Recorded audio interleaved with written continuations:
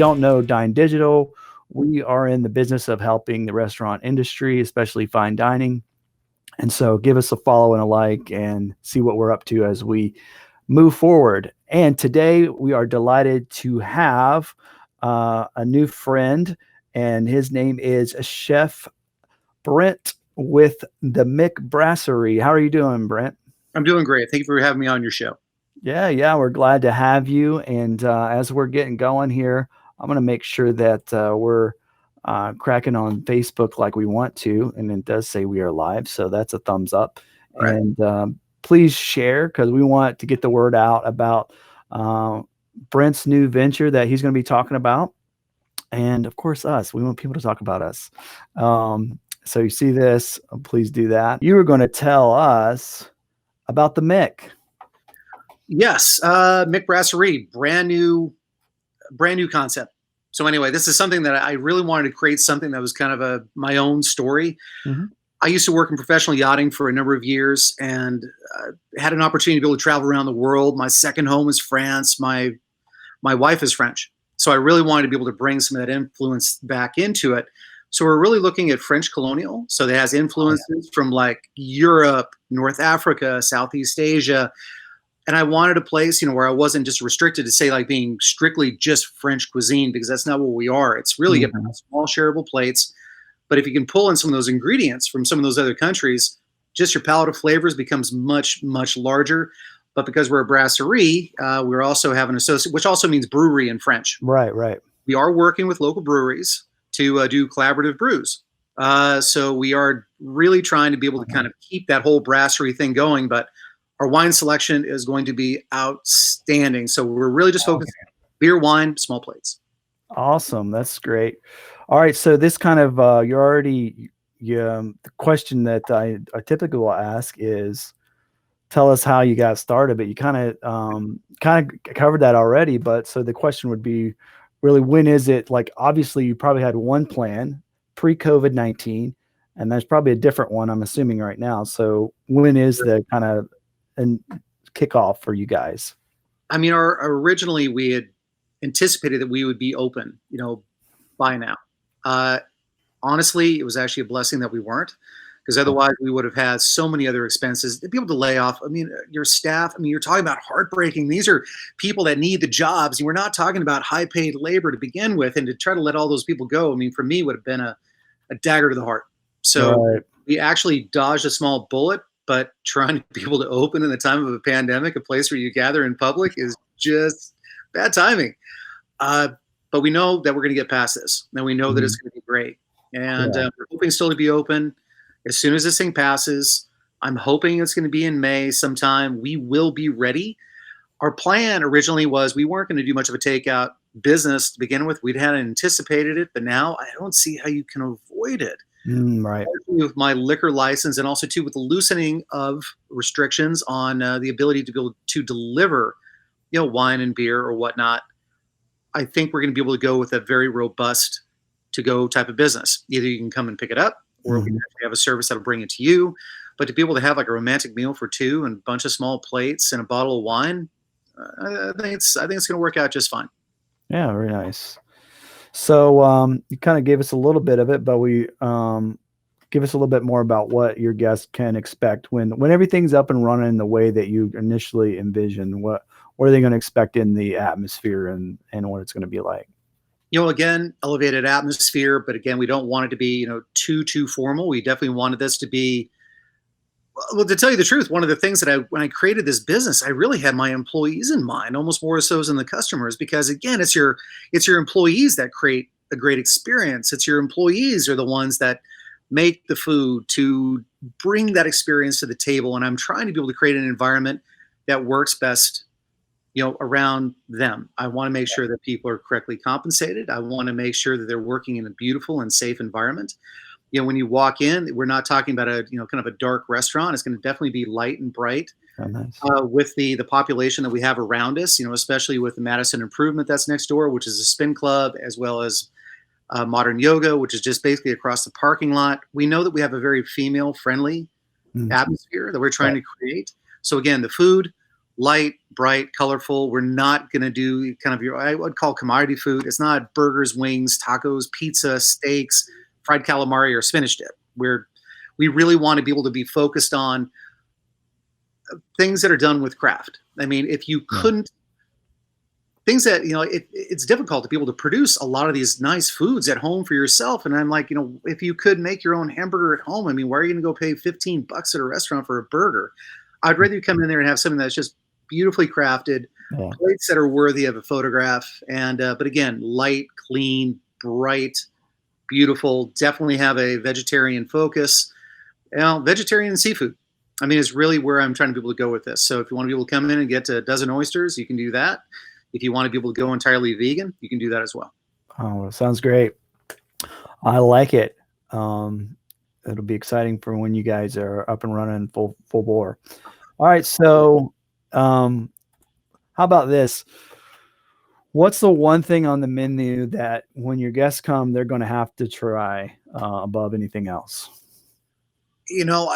Again, being about craft, I definitely like the idea of like our pates. I think Mhm. are going to be spectacular. So to be able to have a proper pate de compagnie, this is something that was taught to me by my actually my father-in-law and his brother, who used to be a butcher in France, and to be able to put together a proper pate, I mean, it's just there's a tradition to it, there's an artistry to it, and I think it's just something that's delicious. Right. That's just one of the items. There's so many good things and unusual, like a North African dish of a duck confit pastilla, traditionally made with squab.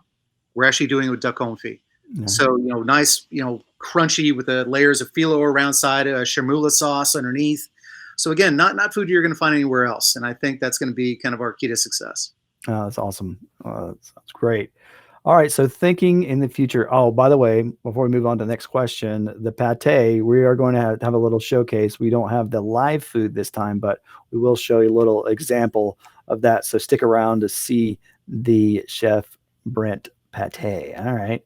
So for people, we're thinking in the future when people are free to move about and have vacations again. So advice for the guests that are coming out of town, when they're coming to eat at your restaurant, what else can they look to do right close around where you're in? What kind of fun things, I guess you could say. I mean, one, Scottsdale is a playground, so there's so many things to be able to do. Either going to some of our amazing resorts, golf. If you're out here for spring training baseball, I mean, that's huge out here in this part of the world. Barrett Jackson Auto Auction is in January. You've got the Waste Management Open is it's the most popular golf tournament in the world. That happens. We have world-class hiking all around us. If you want to go a little farther afield, I mean, you can't beat some of our our national monuments. Monument Valley, Grand Canyon, Canyon de Chelly, Antelope Canyon, Vermilion Cliffs. I mean, the list kind of goes on. And go to downtown Scottsdale. Wander around, do a gallery night on Thursday nights, go down the river walk and kind of check out some of the boutiques and other restaurants. This is a food city these days, and it's changing quickly. And but it's an awesome place to come as a tourist. Yeah, definitely sounds like you can have lots to do and have a great time. All right, so for someone that is starting a restaurant, so you're doing it. I mean, you've been in the industry. What's some wisdom you can impart besides try not to do it during a pandemic? Definitely. Now, you definitely want to make sure that you know what you're getting into. If you just say, like, hey, I got this idea, I'm passionate, I love food, you're a home cook, go work in a restaurant. Go work in one. I mean, actually really see what it is. If you're a chef and you want to try to be able to expand out your abilities and knowledge, I say work with a lot of other restaurants, a lot of other chefs. Don't just focus on just the food. Focus on the business side of it. I started off with just focusing on the food, but if you want to be a successful business in doing what this is, you have to be able to make sure that you know your numbers, you know your portions, you have the technology to be able to make sure that you can get your diners in, that you can connect, with your customers, then also too, you can connect with your employees. But really for me, if I was going to say my best bit of advice, find great people to surround yourself with, find great employees, and they will make your life so much better because you're going to spend so many hours in your restaurant. These become your family members. Right. I spend more time with them than I do with my own family. And I love them to bits. and find people like that you can really trust and love and nurture and make them better. And in return, they'll make you better and the diner's experience better. Awesome. I love it. So the next question we're going to tackle today is, if you could change anything about the restaurant industry, what would you do to make it better? Where do you start? uh, there's as a business owner, one of the things that has always driven me nuts is just the litany of paperwork that you have to be able to go through. And it isn't just for one agency. It's like, city, state, federal, liquor board, again, all the different regulations, safety. I mean, it's a huge one. And I'm super happy that that is in place.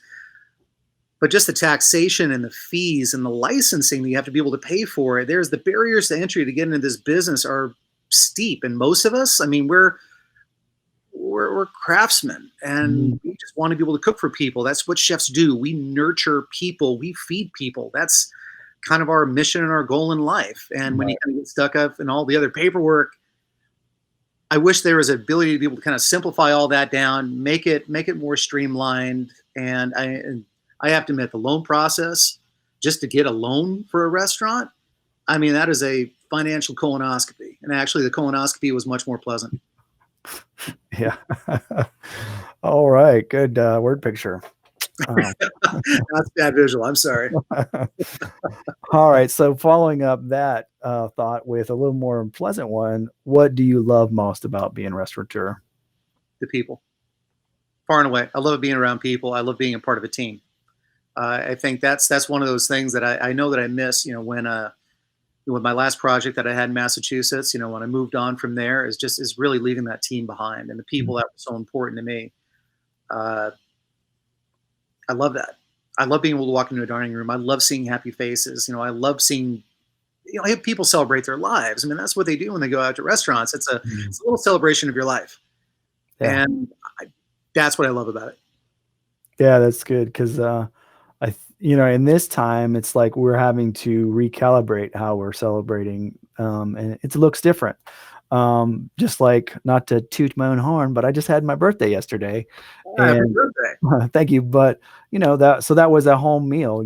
Typically we would always go out and do that. I mean, it wasn't a good time. Obviously, I had a good time, but like you said, it is a big part of our culture to be able to have a good time and do those celebrations. So I know a lot of people. My wife has an April birthday too. So once again, it'll be a little bit different than normal, but it will be memorable though.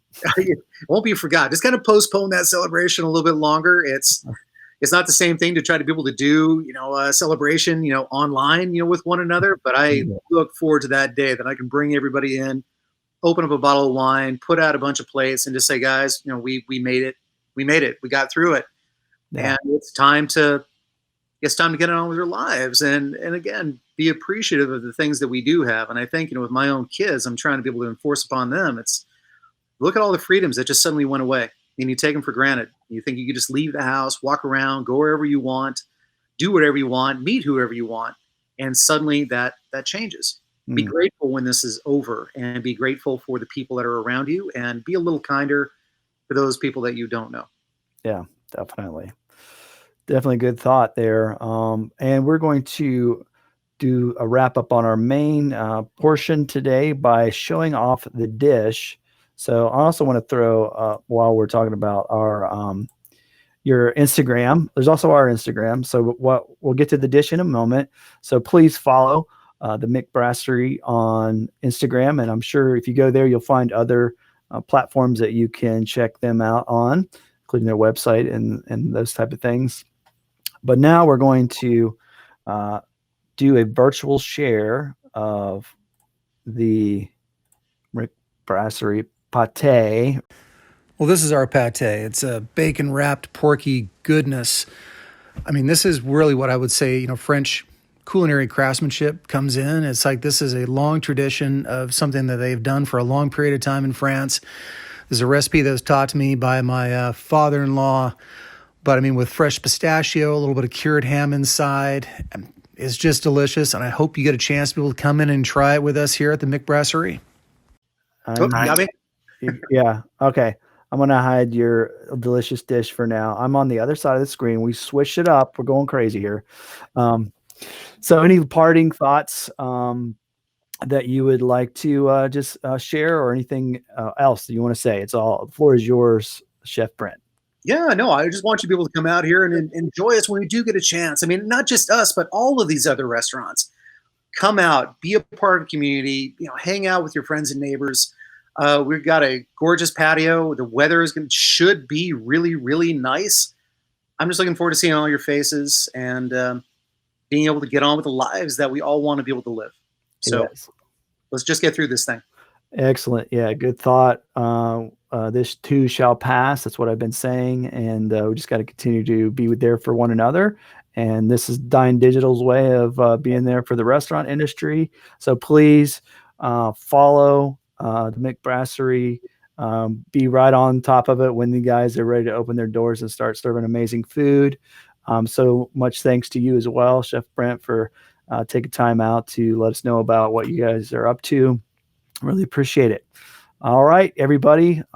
Thanks for tuning in, and keep your eyes out for the next episode of The Dish. We'll have more great food to talk about and great people to talk with. All right. Bye-bye. Thank you.